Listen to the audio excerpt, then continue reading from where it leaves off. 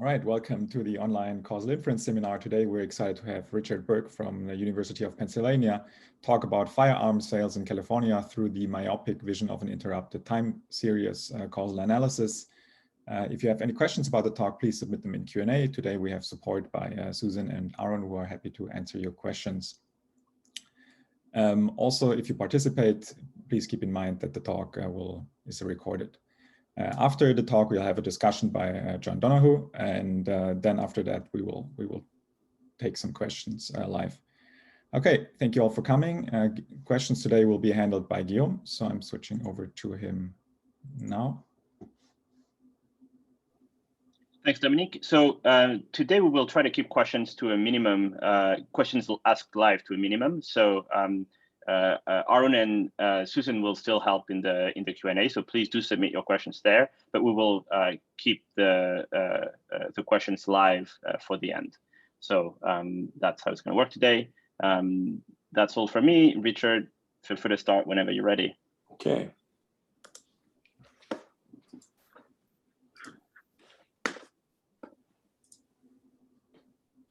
I assume this is now visible to everybody. Yes, looks First good. of all, I'd Yes. like to thank the organizers of this online seminar series. I'm really pleased to be able to present this work here today. The talks before this one have really been terrific, and so I also need to thank the organizers for placing me in such good company. The work I'm going to talk about was significantly helped by Arun and Susan. Arun for a lot of technical issues that have come up, and Susan for the subject matter. And they'll be available to handle the Q&A. Now, motivating a talk like this at the moment, sadly, is very easy. In the last several weeks, we've had a number of mass shootings. I opened up the newspaper this morning to learn about another one just north of Dallas in the suburbs. So it's pretty clear that we have a serious problem on our hands. But it's not the whole story, and that's really important to emphasize at the beginning. Mass shootings are just the tip of the iceberg. If you look at deaths from firearms in the United States in 2018, there's approximately 2 firearm deaths from suicides for every firearm death for homicides. So it's clearly a public health issue way beyond just a criminal justice issue. There are also what we think of as pardon the term, garden variety homicides. I don't like that term because every homicide is tragic, but it's a commonly used idea. Where I live in Philadelphia, for example, last year we had about 10 homicides per week, most of those by firearms, and about 40 individuals shot per week. That's like having 2 or 3 mass shootings per week for these garden variety homicides. So the problem is not just mass shootings, although they seem to garner a lot of the media attention. It's far broader than that. I'm going to cover basically 4 topics today. First, I'm going to give you a quick introduction to the canonical way in which time series modeling is done when you have an interrupted time series formulation. It's going to be canonical because there are many variants on it. We certainly don't have time to go into them, but it's going to be the one I'm going to apply because there's some important lessons to be learned from that approach.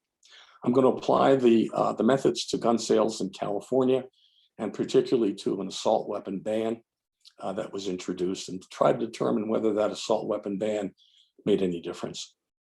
That in turn is going to raise some important questions about model cherry picking, which introduces a multiple testing problem, what people sometimes call post-selection inference, and going to offer some solutions. I quote it because they're not really solutions, they're more like aspirations. Then going to turn to the nature of the intervention, that is this assault weapon ban. There's some real questions about how we define interventions, and this is going to be a good example of the difficulties that can arise. And then I'm going to finish with some general comments about gun policies and what can be learned, where I'm going to emphasize that maybe we need to think about aspirations rather than actual accomplishments. Last week, Elizabeth Stewart gave a wonderful talk, and I was really taken by her last slide as a summary of the challenges that were faced in the kind of work that she does. So I looked around, tried to come up with something, and came upon this.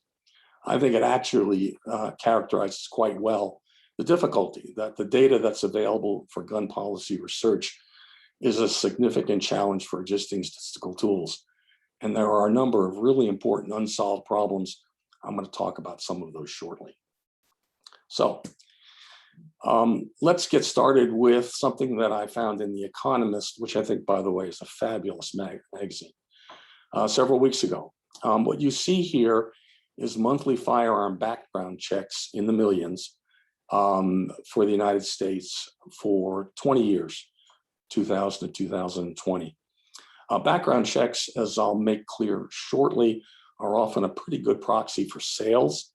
And what you have with the light blue line is the actual sales per month. And what you have with the heavier line is smoother. And what's significant about the smoother is that you can see some peaks and valleys. And associated with some of the peaks are important historical events, like, for example, the Obama elections, the Sandy Hook shooting, the San Bernardino shooting, and so on. These marks for historical events are commonly cited in discussions of gun sales. And there's lots of speculation about what's been going on. Some of it plausible, some of it not. There's not a lot of great research on this, however, which I think will become more apparent as we proceed. Now, to analyze such a series, let's talk about the canonical interrupted time series approach. It starts with an assumed general linear process such that Y, in this case background checks, is a function of a limitless number of prior white noise perturbations, each with a weight. The perturbations are treated as white noise. The coefficients associated with each perturbation are assumed to meet certain requirements, usually something like the fact that the sum of their squared values is bounded. That in turn leads to a form of weak stationarity such that the mean is constant, usually centered at 0. And the covariance between any two observations is determined solely by the distance between them, not where they are in the time series itself. Now, this is obviously quite an abstraction. And I have to emphasize that when we start dealing with these kinds of abstractions, we must not lose sight of the context in which these abstractions are being made. So here are a few historical footnotes. If you think about gun sales year by year and you go back 175 years, here are some of the things you have to face. 175, by the way, of course, is not going back limitlessly in time. California was annexed from Mexico in 1848 and became a state in 1850 during the gold rush. There was no California to regulate firearms before then. And even for a couple of decades thereafter, the state government was weak and ineffective. If you want to regulate something, you have to determine what that something is. Here are some examples. The Colt 45, which is the weapon that you commonly see in Westerns in American television and movies, was a post-Civil War invention. Actually, it was invented during the Civil War, but became available to the public afterwards. And you can see it prominently in the famous movie Gone with the Wind. The Soviet AK-47 is a post-World War II phenomenon. It's the first assault weapon that was widely available. You can see that in Apocalypse Now is carried by the Viet Cong. The M16 was a response to that by the United States, developed during the war in Vietnam, perhaps a little earlier. It became the model for the AR-15 assault rifle, which is the most popular assault rifle available today. And you can see that displayed in the movie Rambo. The iconic Glock handgun series is a 1980s phenomenon. I mention it because it was rapidly adopted by law enforcement and then became available widely to the public. There are many other brands of semi-automatic handguns, but this one sort of caught the public attention in part because it appeared in the very popular TV show Miami Vice. Any discussion of general linear processes, I think, needs to be understood in a context like this. Turns out that that general linear process cannot be directly estimated because those white noise perturbations are not visible. What you get to see is the time series itself, YT, in our case, background checks. The claim is made that we can make progress by working with approximations. of that general linear process. And that's very important because we're acknowledging from the get-go there is no right model. Everything we deal with is approximations going forward, and we don't even know a priori what a good approximation should be. We're going to develop that approximation inductively by looking at the data. The approximation will have two components. There's a mean function, which includes the parameters, the interventions, and time. The interventions are not formally defined. Mostly they're defined by example, usually as a step function or a pulse. The time process, though, is pretty clearly defined, although not completely. And it's thought to be an armor process of some sort, which I show near the bottom of the slide. And for those of you who have forgotten or never worked with backward shift operators, there's an illustration at the bottom. So we've got an approximation with a mean function and a noise function. The noise function's job is to pick up dependence and disturbances. The mean function, though, is where we get our story for an interrupted time series analysis. So let's look at those mean function possibilities. You can see here some plots and little simulations. The intervention can be either a step represented by S, or it can be a pulse represented by P. Reading from left to right, you can have a mean function that captures the change in level. You can capture a spike. You can capture a change in slope.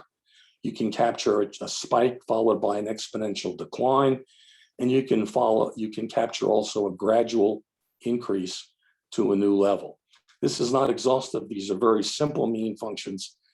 Typically, going into an analysis like this, you don't know which one you want to use. Generally, you try several.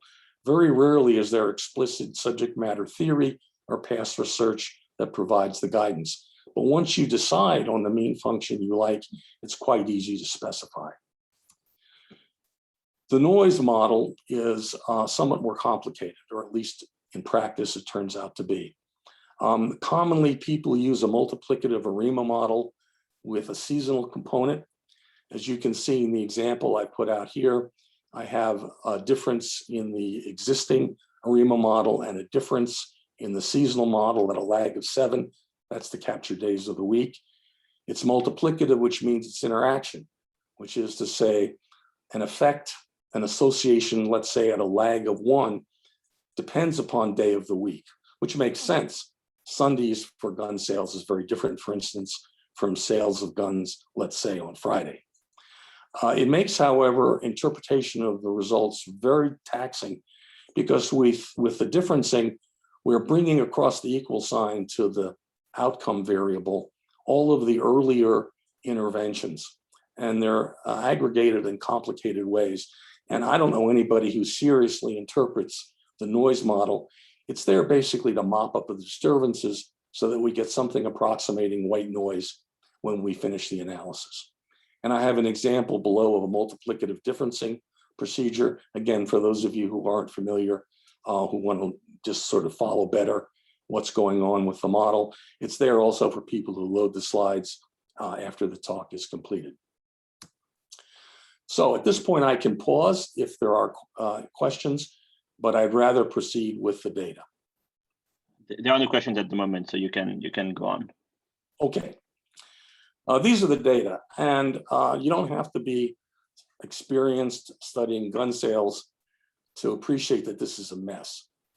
These are daily, and I stress daily gun sales in California from 1996 to 2018. That's 8,400 observations. You can see that there are peaks and valleys. You can see white space near the bottom. And I'll move my cursor to where this is going on. I suspect that's a problem in the way the data are accumulated, but I have no strong evidence for that. I don't think it probably matters in this case, but it's an issue we might return to. Notice that the mean gun sales per day is, I think, a remarkable 729, but there's enormous variability. The standard deviation is 467. This is what our response variable looks like.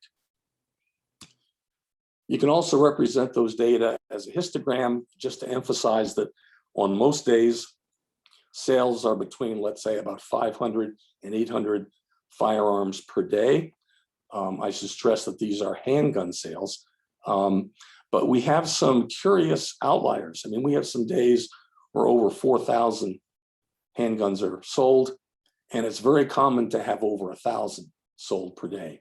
So it's a long tail distribution, which is going to create some issues for us going forward.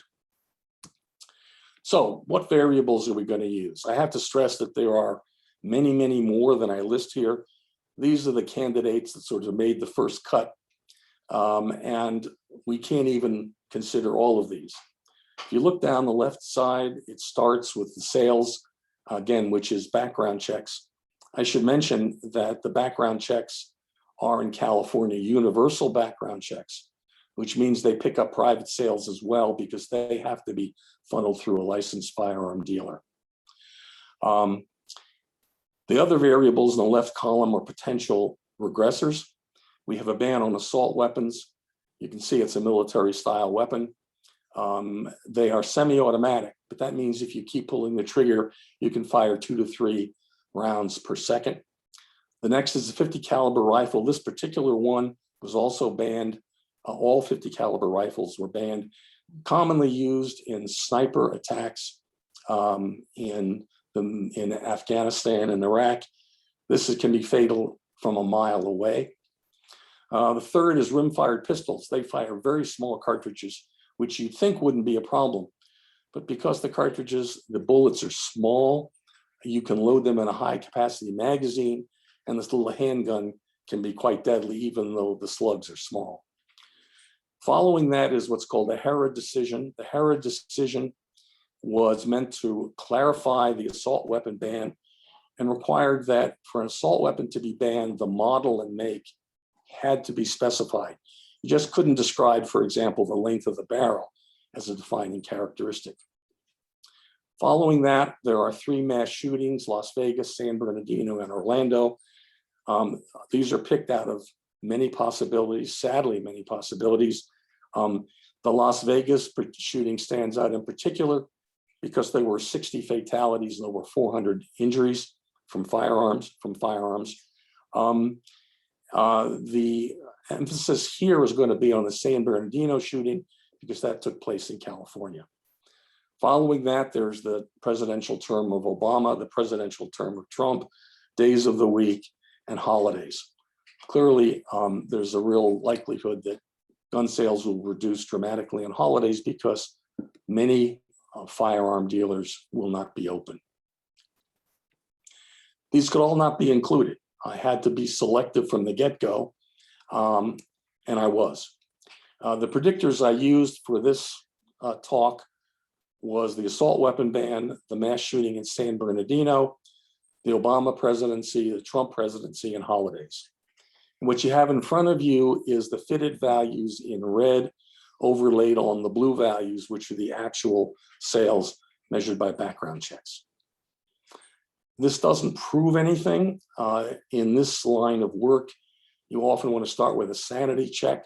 I've had experiences where there was almost no overlap between the fitted values and the actual values. Here, it looks promising. It looks like we have something going on that's captured at least the trends. We've captured some peaks, we've captured some valleys. It makes sense there to proceed with the analysis. Common diagnostic in this area is something called an autocorrelation plot, which plots the autocorrelations in the residuals. As you can see, none of the autocorrelations here are above 0.1. They're all very small. We do have those horizontal lines, those dotted blue lines, which are meant to represent 2 standard errors, above and below 0.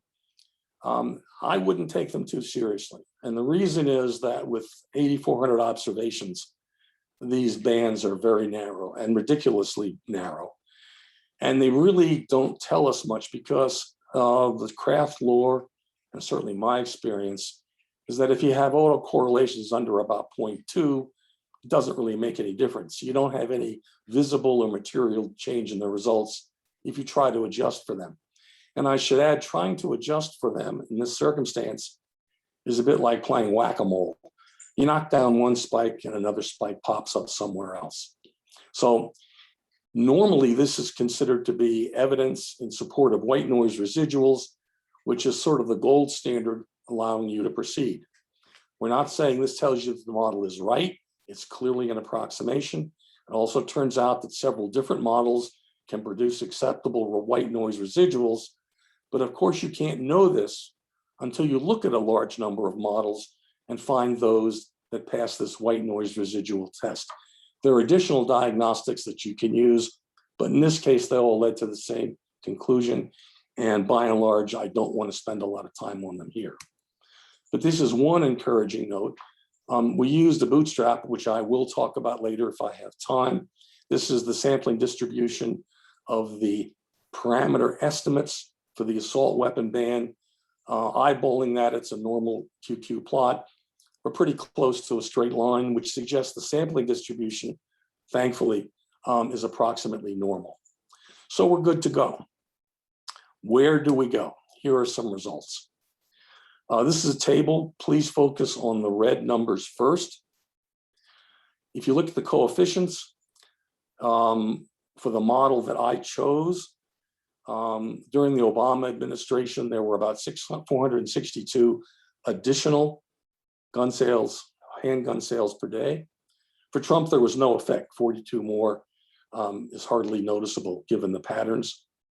On holidays, there were about 714 fewer sales per day. The San Bernardino shooting, there were 838 sales. I should mention that the Obama, Trump, and holiday variables were indicator variables treated as step functions. And well, actually holidays was spikes, but many spikes. San Bernardino was a pulse or a spike, and obviously had a strong association. The assault weapon ban, so it appears, reduced sales by 633 handguns per day. If you look at the T statistics, with the exception of the Trump presidency, they're all large. They certainly are larger than the usual threshold of something like plus or minus 2. But at that point, if you stop and think a bit, it's clear there are some complications. I looked at a large number of models, 27 models, and this is my cherry-picked model.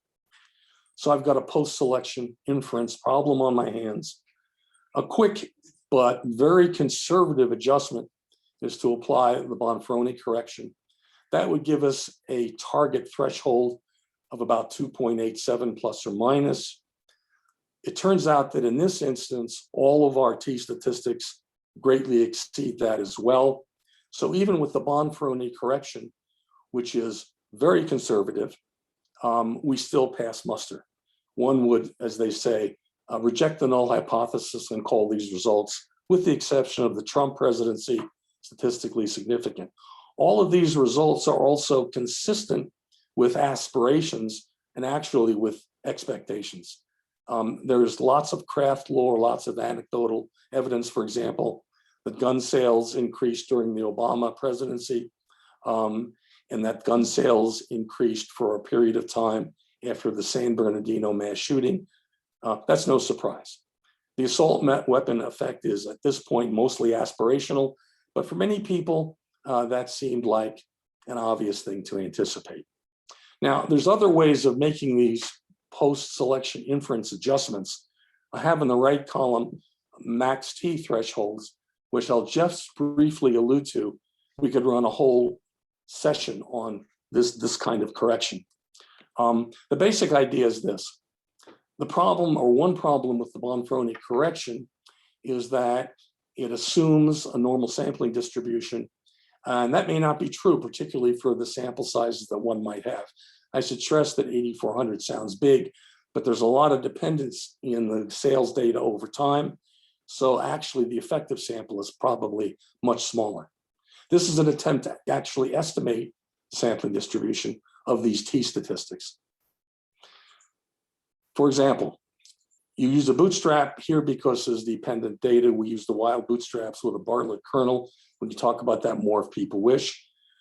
With the bootstrap sample, you estimate the parameter of interest. In this case, I'm focusing solely on the assault weapon ban. You get 24 T values, and you select the T value that's the largest. Then you construct a second bootstrap sample, proceed through all 27 models that I looked at, again, select the maximum t value. You do that 100 times. You could do it more if you wish. So you have 100 maximum t's over models. You then can calibrate that any way you wish. If you're doing a one-tail test, for example, at the 0.5 level, you can use a quantile, which is the 0.95 quantile for that max t distribution, and that gives you a new threshold. That's what you see on the right-hand side here. Now, in this particular case, there are reasons to be uneasy with this. I can go more into it a bit later, but my point is that there's a better way to do it if you're prepared to take on the computational burdens. In this case, in both cases, the Bonferroni correction and the max t, we reject the null without any problems. So we might be feeling sort of smug at this point, and I can promise you that if I wrote this up and submitted it to any of the major social science journals that are interested in this kind of material, I would likely get the paper rapidly accepted. But let's look deeper. If you think about those 27 models and the estimate for the assault weapon ban, the estimand is defined by whatever else is in the model. So I have 27 different estimands, which means I have 27 different definitions of the causal effect. Yet I'm looking at the impact of a single real world intervention. It's not at all clear how you get from 27 different estimands, which means you have 27 different representations of a causal effect. This isn't sampling error now. This is coming from the fact that the models are different. How you get from those 27 different definitions to a single estimand, or even an estimate for the intervention you care about. With my colleagues at Penn, we've been talking about this and related issues. My sense is that we haven't made a lot of progress. It's a tough problem. Perhaps some of you who are listening have a solution. If so, I'd love to hear it. We haven't come up with anything credible that we like, at least so far. But that's just the first step of the problem. Again, the results that I showed you, I could probably publish, but it would be a mistake. This is one reason. Another reason, there's really very little theory on the mechanisms behind the assault weapon ban and its effect. I skimmed over it, kind of setting everybody up. We have a ban on assault weapons. The data are for handgun sales. Why a ban on assault weapons would affect handgun sales is unclear. Now, it's easy to speculate, and there's all kinds of speculations around about people being concerned about the government coming and taking my guns, but those are speculations, and there's no science there yet. That means that for this particular intervention, if we try to explain why there would be a causal effect, we've got a tough problem, and it gets still worse. We don't really know when the intervention occurred. If you think about these kinds of hot button issues, they are widely discussed in the popular media well before there's any legislative action. In the case of assault weapon bans around this time, there was national publicity as well as publicity in the state, lively conversations on the internet and in talk radio and in major news outlets. And this started well before the legislation was even introduced. Then the legislation is introduced, there are hearings, there are debates, lots of media coverage, lots of advocacy groups making their points of view known. Then in this case, the legislation passes, but it must be signed by the governor. So there's another lag that may take several months or maybe just several weeks. And then there's usually a lag between the time the governor signs off on legislation and it is actually implemented. Often legislation is implemented at the beginning of the calendar year, but sometimes not until the beginning of the fiscal year. So for this particular intervention, which is clearly controversial, we don't know really what the intervention is. Is it literally when the legislation was implemented, or is the intervention all of the concerns that were raised as the intervention was being discussed? And because of that, we could have the intervention located anywhere, plus or minus 6 months from when the legislation was actually implemented. And to pursue that, I moved the start date back and forth several months and reran the model, and the negative effect disappeared. Basically, it became a null finding. I can't tell you why we got a particular effect by placing the intervention at January 1st, although I have some speculations after looking at the data. But the bottom line is really pretty clear. We don't understand why this would be a causal effect, and we don't even really know when this occurs. Moreover, after this particular piece of legislation, there were a number of other statutes that were debated and passed by the California legislature, over 50.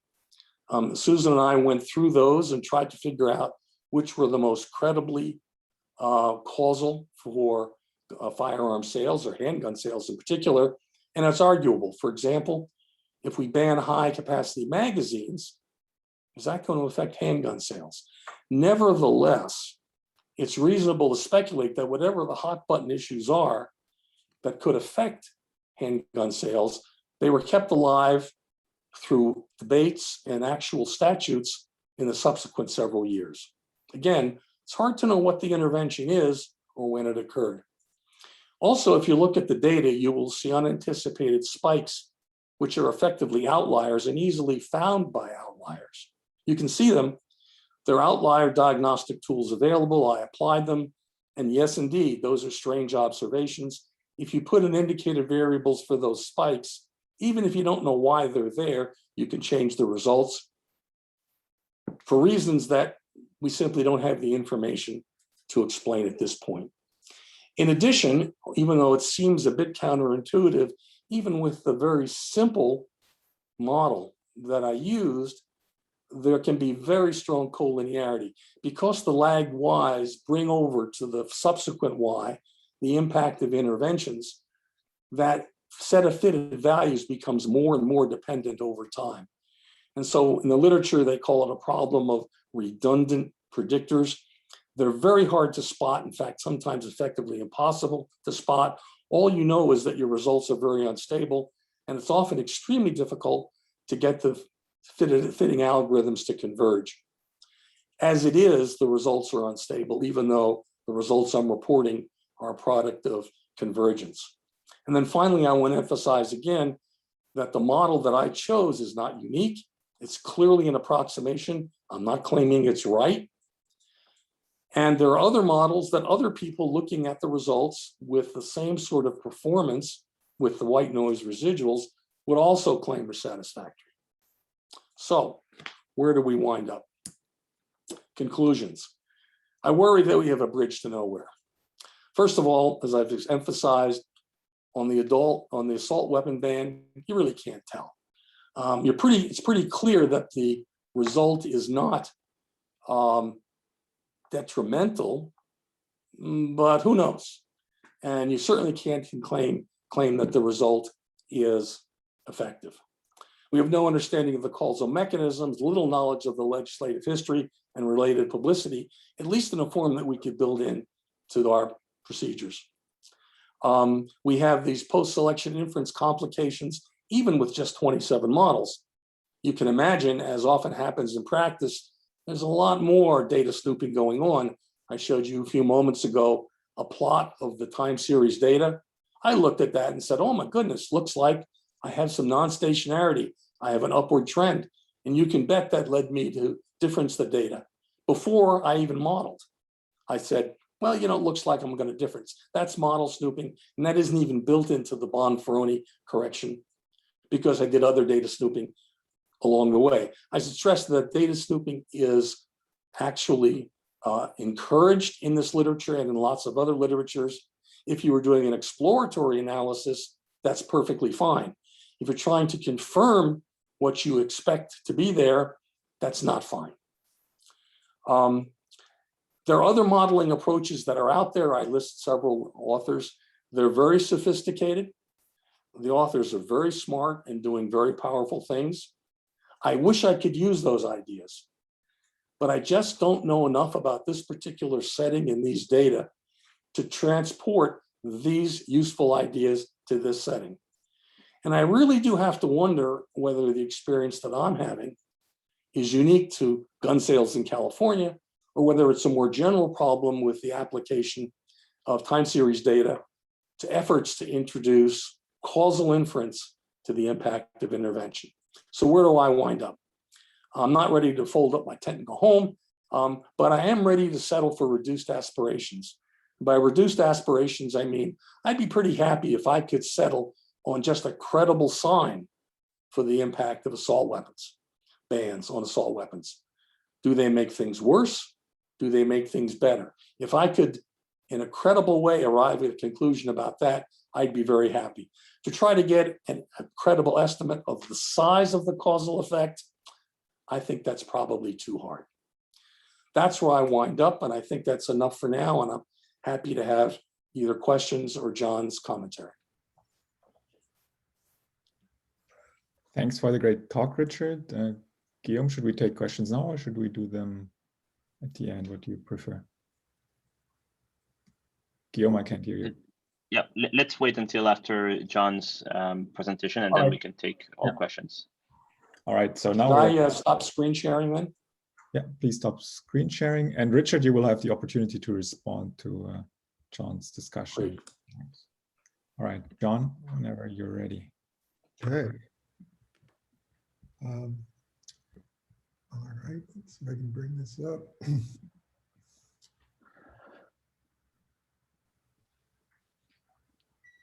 Okay, so thank you very much. I'm really delighted to be able to learn from Richard, as I always try to do when I have that opportunity. And so there are many broad issues that are raised by Richard's talk. Obviously, he was very heavily focused on the methodological issue, but the substantive issue is incredibly important. He also touches upon these epistemological questions. And for me, since I'm very wrapped up in a lot of gun litigation right now, the legal and practical concerns are great. So obviously, two big questions we're interested in is, can we explain pattern of gun sales, perhaps in response to things like the adoption of an assault weapon ban? And then ultimately, we're going to be interested in knowing what the impact on crime. And of course, as Richard mentioned, crime is a very capacious category. There's a big difference between sort of standard street crime and the public mass shootings that are often the things that motivate adoption of things like the assault weapon ban. So pulling information about the causal effect of legal interventions and other events from time series analysis is a big challenge. I mean, Jim Heckman and I wrote a paper about the impact of the civil rights laws in the 1960s. And when you're dealing with national laws and don't have good counterfactuals, it's very tricky. But if the data is rich enough and the intervention is clear and not overly confounded with simultaneous other relevant events, I think there have been examples of some time series analysis of the type that Richard is doing. My colleague here at Stanford, David Studdert, has a nice paper trying to use this same data and pick out a couple of mass shootings that might be thought to have stimulated sales. So Richard has offered us some improved techniques, and I'll be interested to see how those are implemented in the future. But there, as I mentioned, there are also vexing legal issues when courts must assess what gun regulations can survive Second Amendment attack. And I'm always nervous when I think sensible evidence is brought to bear in legal contexts, and the other side can sort of rehearse the arguments about why this isn't really tightly identified and you should throw out this information. Because when one thinks about type 1 and type 2 error in the gun realm, it probably is the case that you want to have a much more relaxed standard for establishing the value of some of these interventions, given the relative costs of error.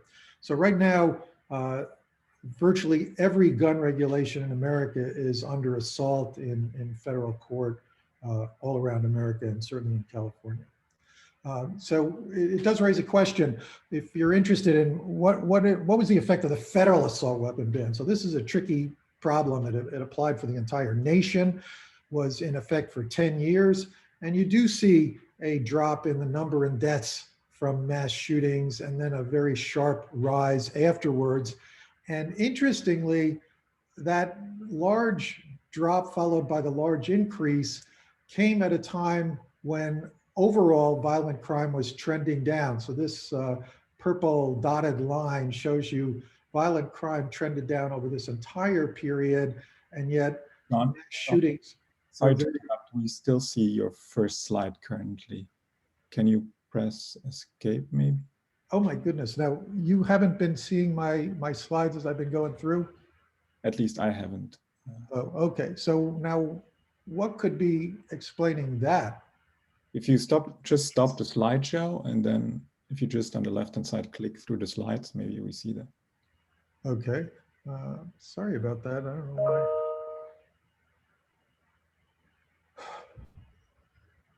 Ah, yeah, now it moves. Yeah, now you can click through, I think, and then we would, yeah. Okay.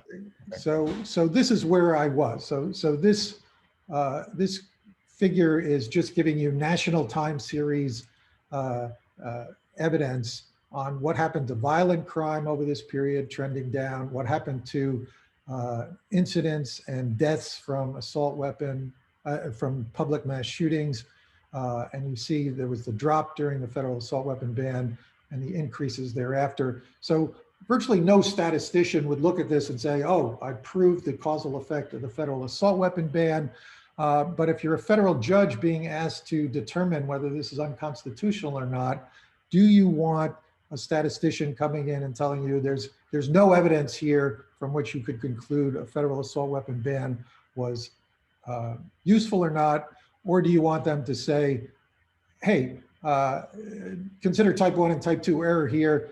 Do we really want to be striking down as a constitutional matter that you cannot have an assault weapon ban in place, which is obviously the goal of the gun lobby and the NRA right now, because this evidence isn't strong enough.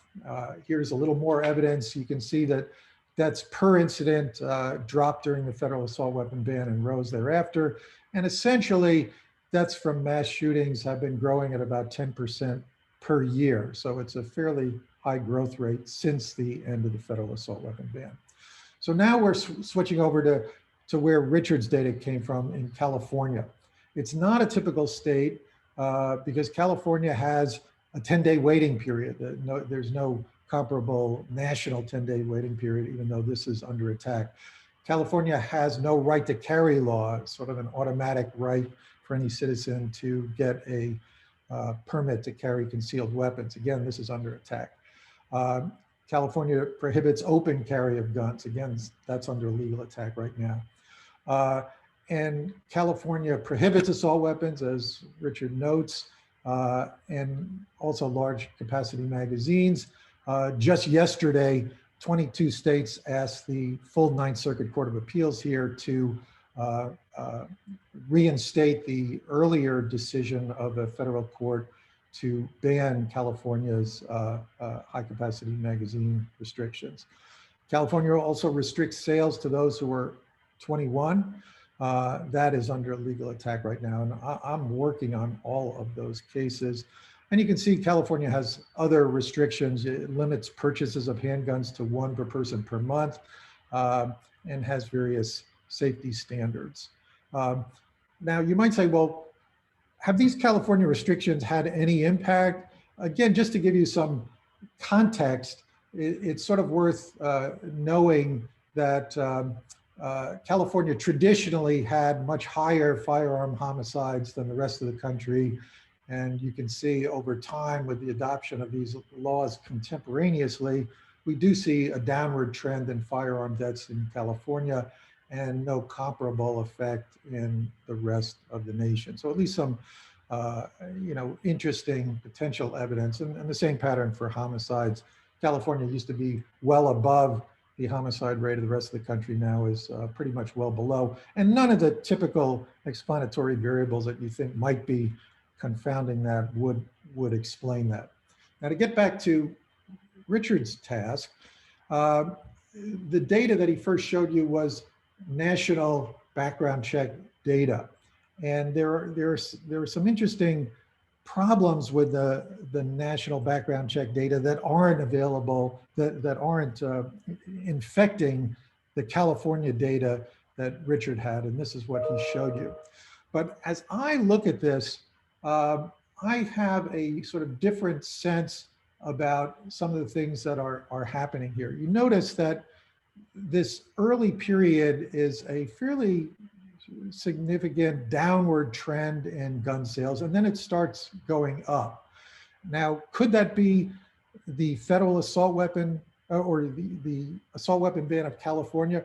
Remember, from 1994 to 2004, there was a federal assault weapon ban in place. So over this downward trend, there already was a federal assault weapon ban, and we're overlaying on top of that a California federal state assault weapon ban. So would we expect there to be an additional impact over this period when there already was a federal assault weapon ban in place?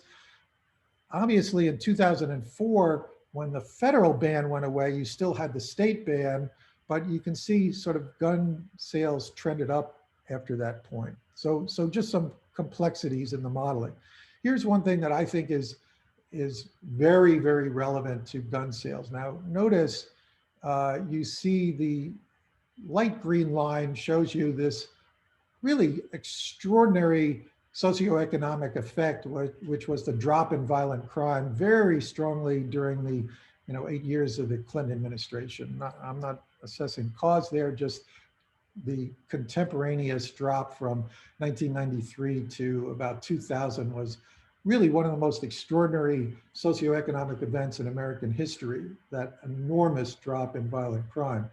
And you see that most Americans were quite inaccurate in their sense about what was happening in crime. So 5 years into the greatest drop in crime in American history and almost world history, 71% of Americans were saying that crime had risen in the last year.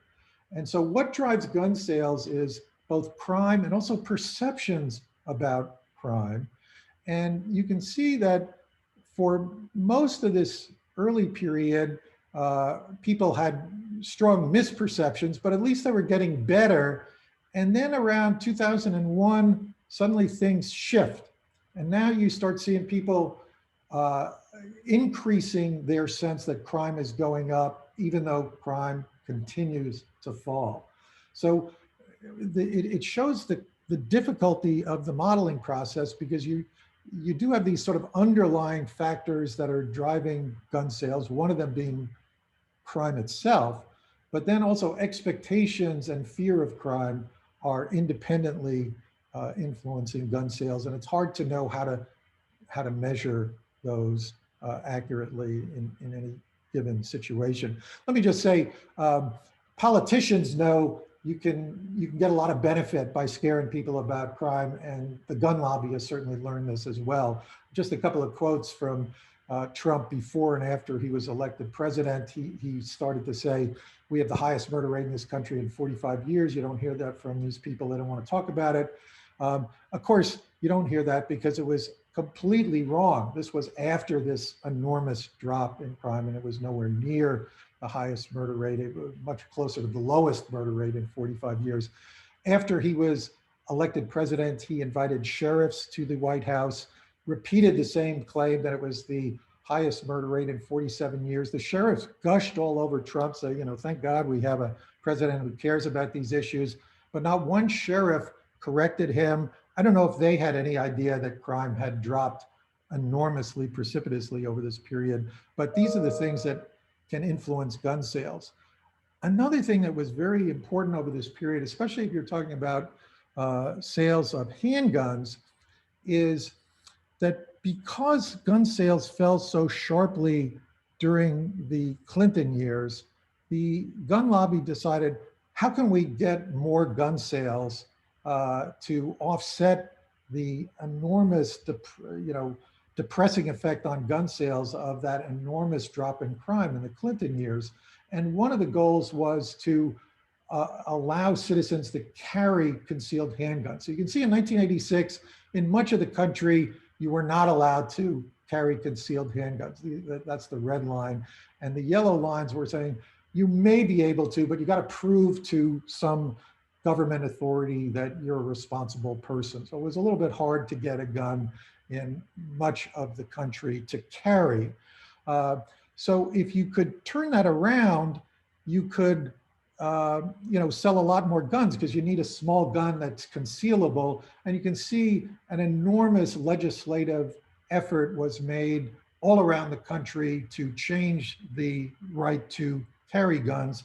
That had a very big stimulating effect, because now people had to run out and buy new guns that they could carry.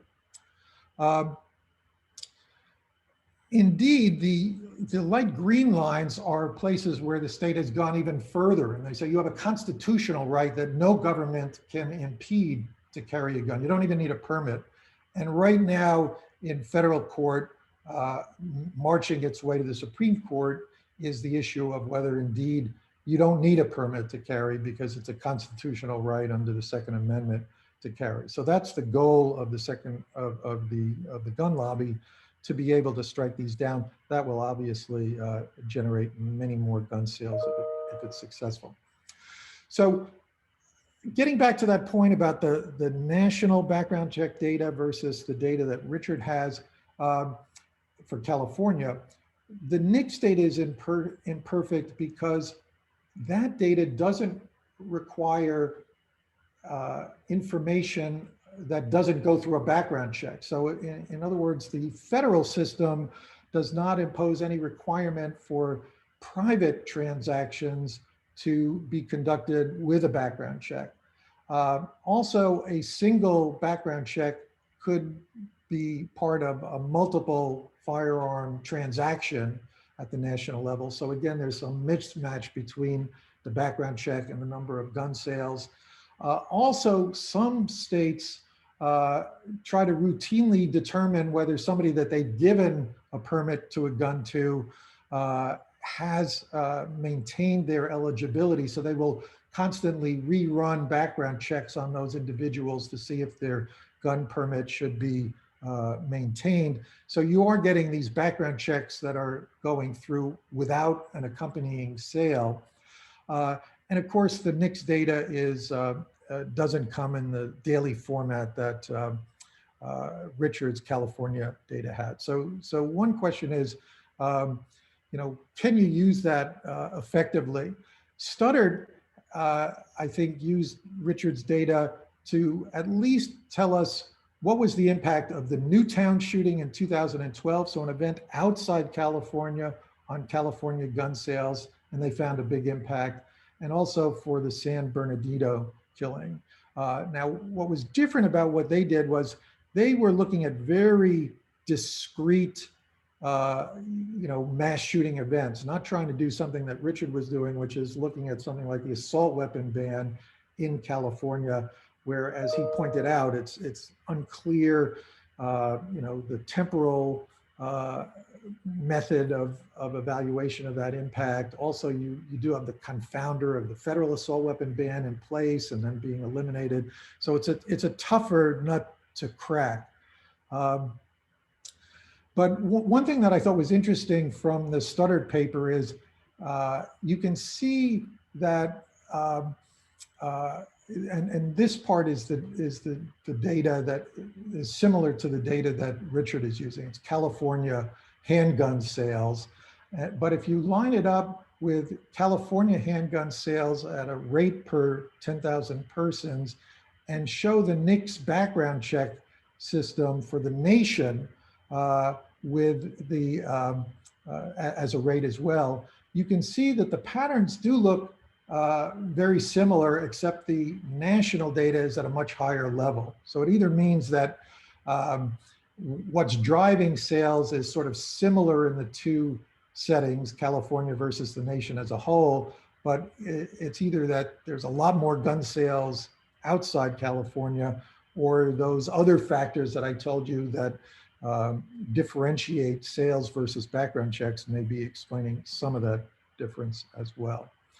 So one just small thing that I'll end with is that there is an important difference between dealer sales and private party transfers.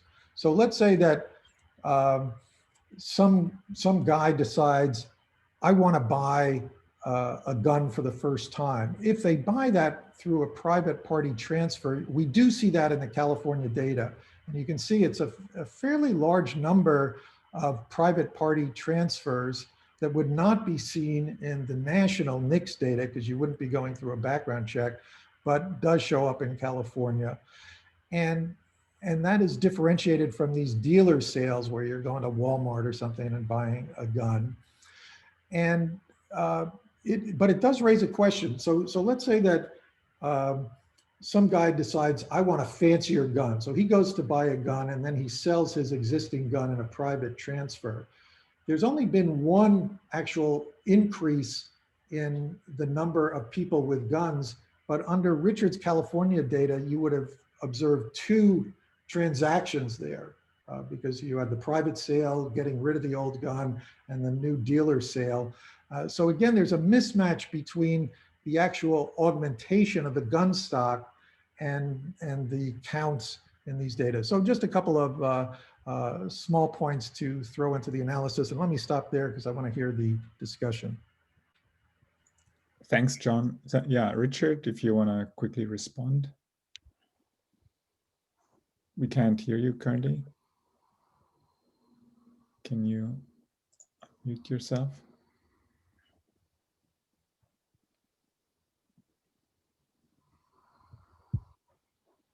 Can you hear me now? Yeah, now we can hear you. Oh, good. Okay. Just literally 2-3 sentences. I agree wholeheartedly with the points that John made, and it serves to emphasize, I guess it was my 3rd slide, of Sisyphus pushing the rock up the hill. It further illustrates how difficult it is to do compelling work on gun policy if you're trying to pull out causal effects.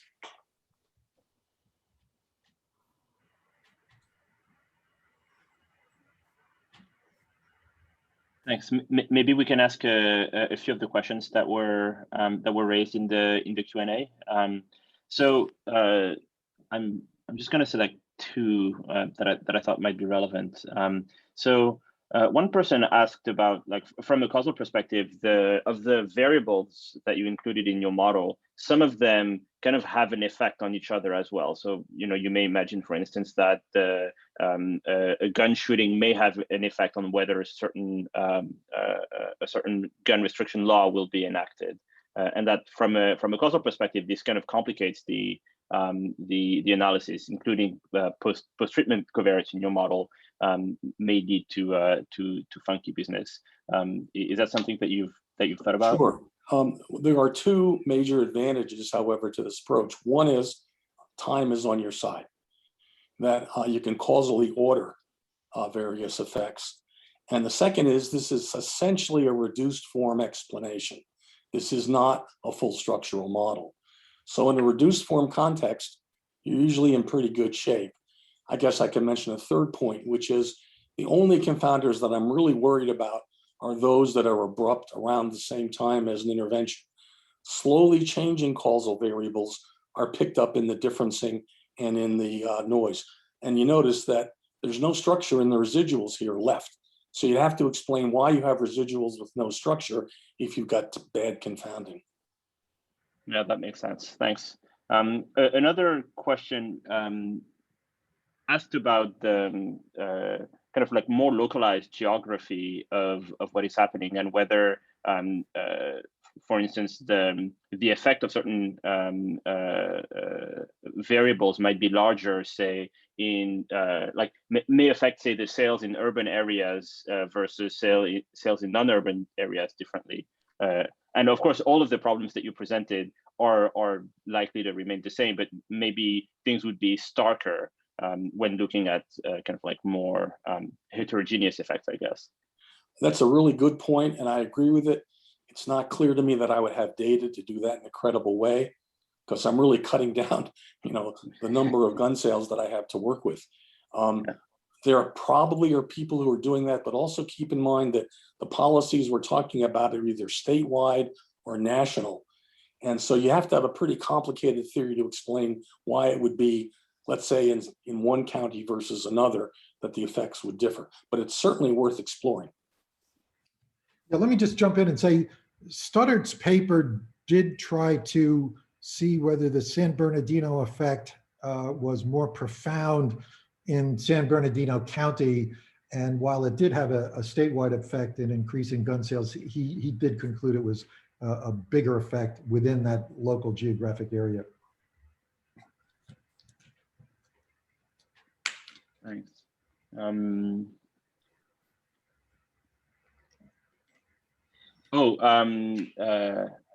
There's a question from Ed George asking, Hi, Ed.